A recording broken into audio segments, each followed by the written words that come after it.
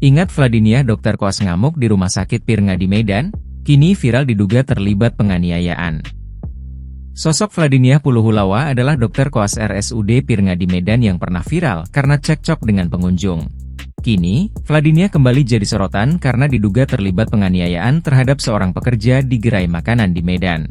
Video saat kejadian berdurasi 3 menit 24 detik ini dibagikan oleh akun X yakni @bacottetangga pada Sabtu, 21 Desember 2024. Dokter koas Pirngadi yang sempat viral diduga kembali terlibat penganiayaan seorang pekerja gerai makanan di kota Medan, tulis keterangan pada unggahan.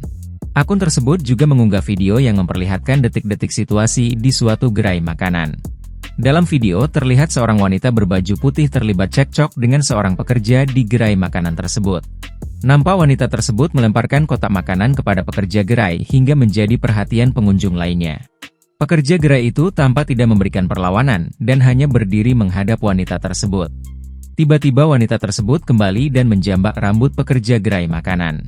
Mendapati perlakuan tersebut, pekerja gerai mencoba membalas, namun wanita itu mengelak dan memukul pekerja gerai berkali-kali.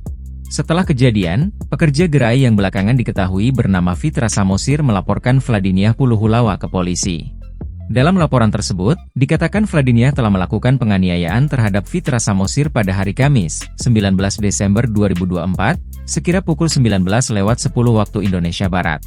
Lokasi cekcok ini terjadi di Jalan Perintis Kemerdekaan nomor 47 Kelurahan Perintis Kecamatan Medan Timur Kota Medan, Sumatera Utara. Awalnya, Vladiniah datang membeli makanan dari gerai tempat korban bekerja. Namun tiba-tiba Vladiniah protes karena topping pesanannya kurang banyak. Vladiniah kemudian melempar kotak makanan itu ke korban.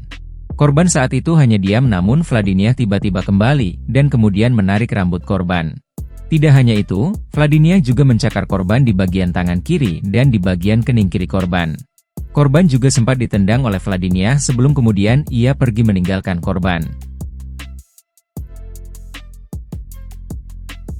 Download Tribun X sekarang, menghadirkan lokal menjadi Indonesia.